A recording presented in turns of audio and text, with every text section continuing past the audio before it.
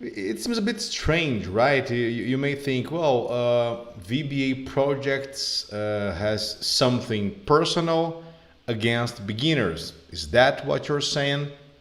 No, not exactly this. But it's something pretty much natural to happen because when the professional, the student, they are beginning to work with VBA, it's pretty natural. They don't know best practices, and that leads them to slower code execution.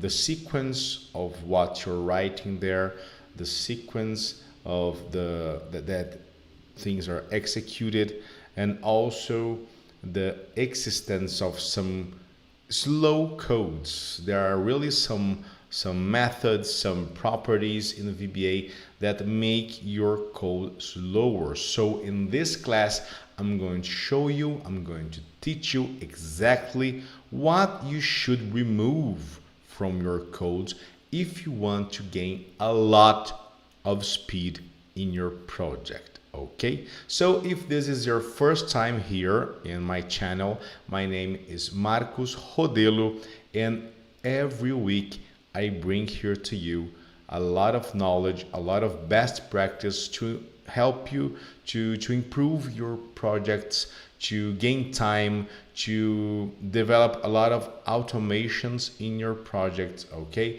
so hit the like button right there to help our channel and subscribe.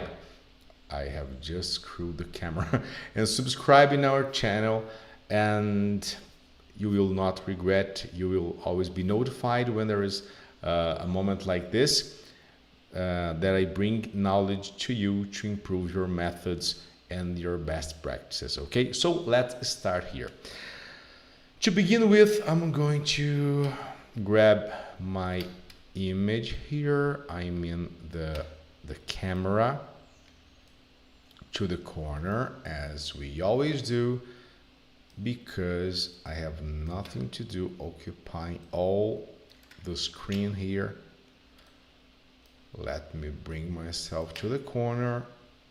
Here I feel more comfortable, and you can see all the file, all the workbook. Right now in this workbook I have nothing here. It's a completely blank workbook which is very appropriated for what we're going to create here. I'll zoom it and we can now see much better, and let's go to our coding. So I'm going to create a simple code here. Alt F11. I'm going to insert a module here. Okay, inserting a module. And is this too small for you? Let me just check if this, it's pretty much small, really. Maybe it would be good for me to use this thing here, I believe. Let us anchor it. Not working. Borders. Well, that's not really the effect that I was looking for. No, it should be just...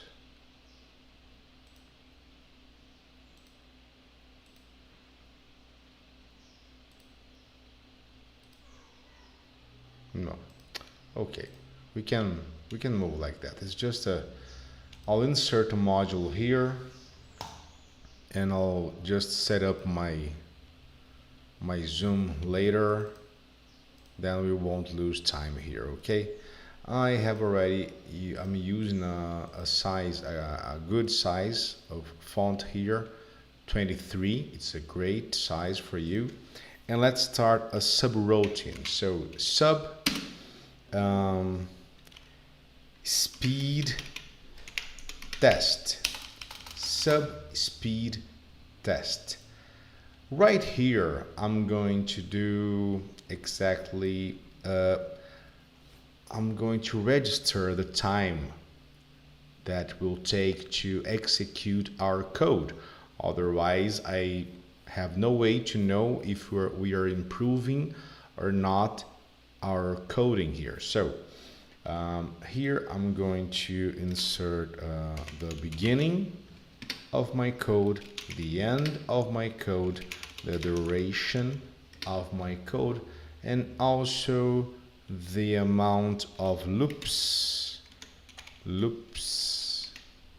amount. Why loops, you may ask? Because loops, it's a great tool for us to measure time of our code, because usually in loops is where you lose the greatest amount of time of your code. Okay, so let's put some data here to try to measure this time. Right now I'm going to use a variable total as long, which total will be equals to 1,000. Okay, and there goes the dogs. Right now I'm going to use as well, I want to know which is the first row available for me to insert the data here. So for that I'm going to use an x variable as long as well, and I'm going to put x equals to range a rows count and XL up offset, row offset, column offset, one row offsetting, 0 0 row. That's the code that I use to find out which is the first available row. So it goes until the end, until the last row. So here is the last row.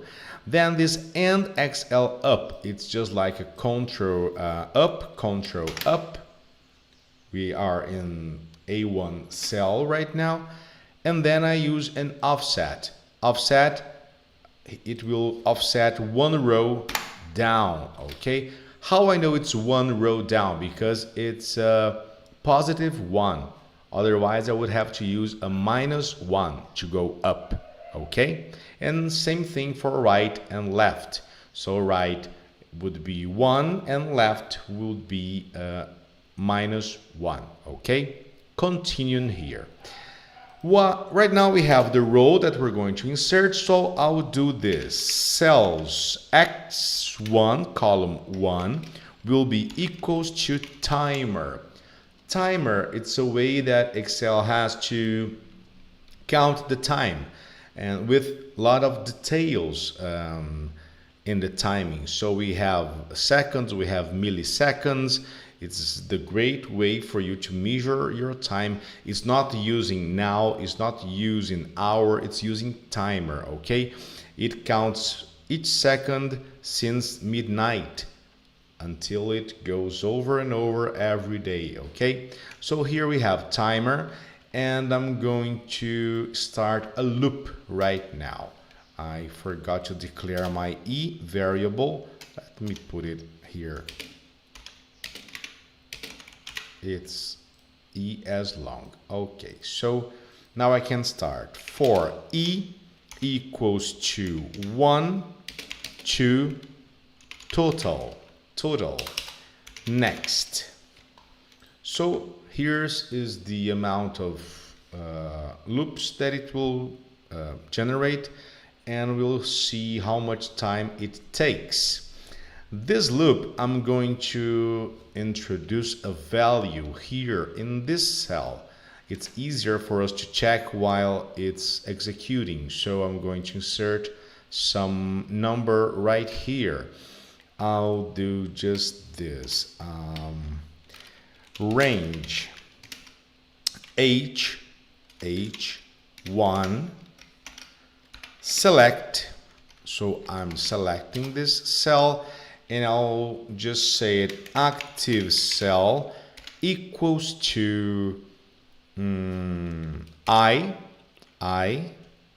and I'll divide it per total.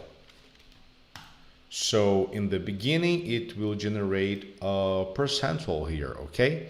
I'll already format it to percent style and center and bold.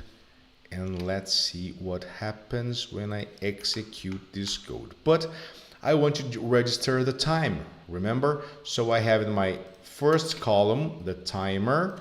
I'll do the same thing in the end of my loop in the second column. So now I have the timer in before the loop, the timer after the loop, and right now I'll use the third column to know exactly the duration of the loop executing, okay?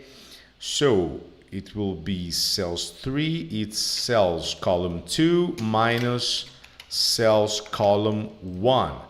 And now we have exactly the time that we want here. I'll probably have to format here to number with some okay, center this, okay. And here in the fourth column, I'm going to insert the total because we're going to change this number a few times during our tests. So here, fourth column, it's equal to total. Perfect, perfect. Let me just, yeah, it's well organized, our code here. All variables, it's perfect. We can try already this execution. So I'm going to hit the button F5, and that's what we have here. Ain't that beautiful? It is. I know it is. It's really beautiful. Well, here we have a normal number here. I'm going to just format it a bit different. 3 decimal places, it's good. There's no need more than that. Let me, okay, here same formatting as well. It's good. So we have that our code right now, it's taking around 4 seconds to run around 1000 loops, okay? 4 seconds for 1000 loops. Trust me, this is a lot of time, really a lot of time. I'll execute just one more time just to check if it will be a very different number. I believe it will be pretty much close. Oh, not that close. Let me try again. It's reducing. No. Well, it's something around that. From 2.8 until 4.3. Okay. Anyway, it's a long time for 1000 of loops. Definitely. How can we improve that?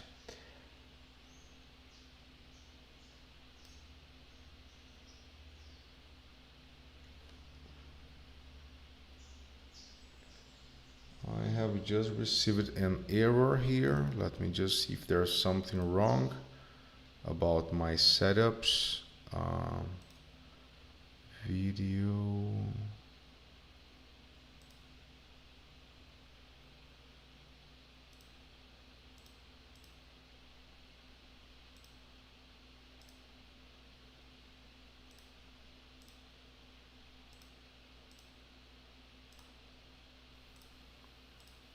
I believe that can help. Okay. So, how can we improve that? Well, I can even add here a bar, right? I believe some conditional formatting will help. I'll use a new rule with data bar and with number minimum 0 and the maximum will be 1. I'll just change the color here for something more happy, and there we go. Okay. I want to be able to make 10,000 here loops, but I don't want to wait all this time. Okay, imagine if it's 1,000, it's taking 4 seconds. 10 times this, it's 40 seconds. You won't wait for me. I know you won't. If I start right now, you will change your research. You're going to see another website, another video. I don't want that to happen. So, first thing, if you want to gain time right now, you can use this code right here, which is application screen updating false. What does this code make happens in your life? This code won't show up what's happening in your screen. So if your code is opening other files, copying, pasting, and it won't show you. It will focus all its energy, all its CPU and RAM memory, all of it, it will be focused in the execution, not in showing it to you. What's the problem about that? Well, I won't have my bar here working properly because it won't show me each step of the way, each percentage. It will show me just the end, okay? But you will gain time. That's a fact. So let's try this, F5. And we have now 1.3 seconds, okay? You realize that we didn't really see it happening, but it was pretty much shorter. Let me execute again for us to have an average time of precisely the same time. Oh, it's pretty close. It's pretty close, right? So we really gained some improvement here. Let me check the average. Average here was something around 3.4. The average here is 1.3. So now we have something like 38% of the time that I was using previously. But now, let me tell you something. We can really improve that speed. And why is that? Because right now we are dealing with this code as a beginner would deal with this code. And why I'm saying that? Because when the professional, the student, it's a beginner, it uses to record macros, okay? We have here the record macro, and a lot of users use this tool, this resource, and I'm not saying that it's not a good thing. It's a good thing. When I was in the beginning, I used a lot to record macros. But there is one problem about it. When you are recording a macro, you have to click in everything that you want to happen in each cell, each tab, and with this action, you select 1,000 of things. You're always selecting, and it doesn't help you to make a better code of this, okay? With the time, after some months, some years, the professional realized that programming it's pretty much different than this. You don't have to activate anything. You don't have to select anything. You just have to go straight to where you want. That's what programming is about, okay? So, Record Macro, it's a fantastic resource. It's a fantastic tool to help you to see how to deal with that object, but you have to clean the code after you use it. And one of the cleaning that you have to make is to disappear with this guy here, the select. It's a poison inside of your code.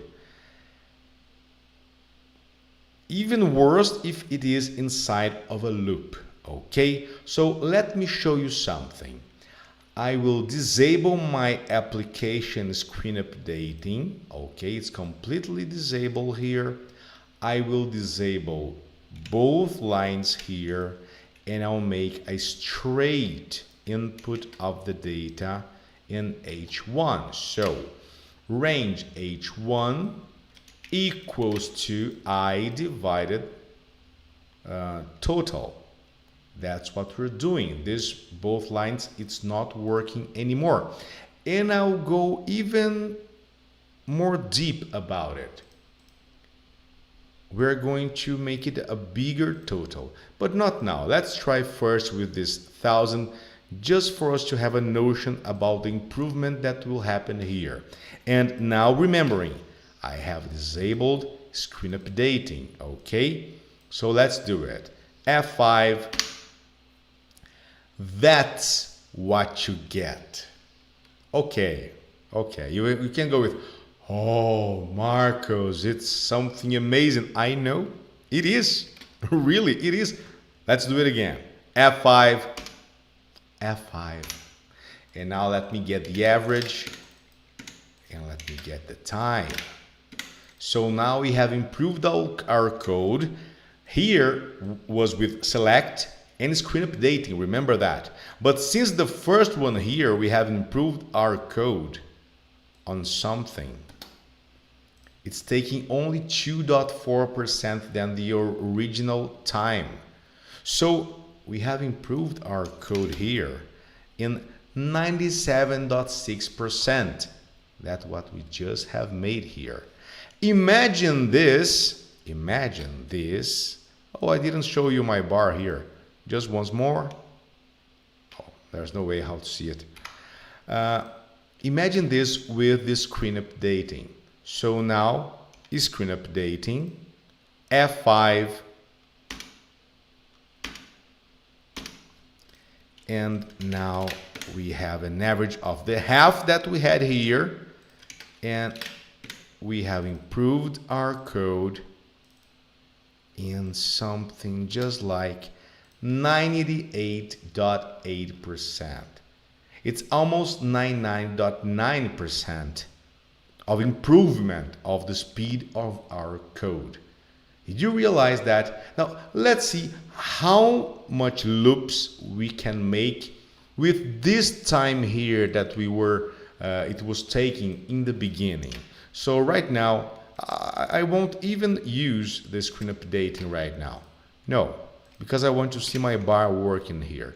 So I'll just make it bigger. I'll use 1,000, no, 5,000 here. Let's go with 5,000. F5,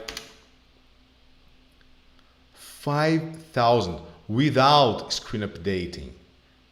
Did you realize that without screen updating?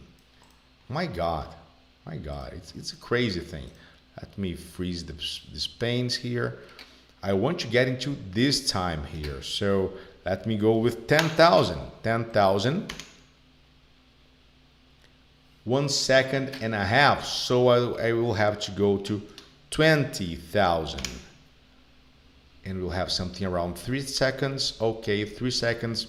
I'm happy right now. So instead of the first 1,000 that we had in 3.4 seconds, we can now make 20,000 loops in 3 seconds, and again without screen updating, because I can see my bar. It's pretty cool, my bar right here, and it's taking only 3 seconds. Ain't that perfect? Is that perfect, or is that perfect?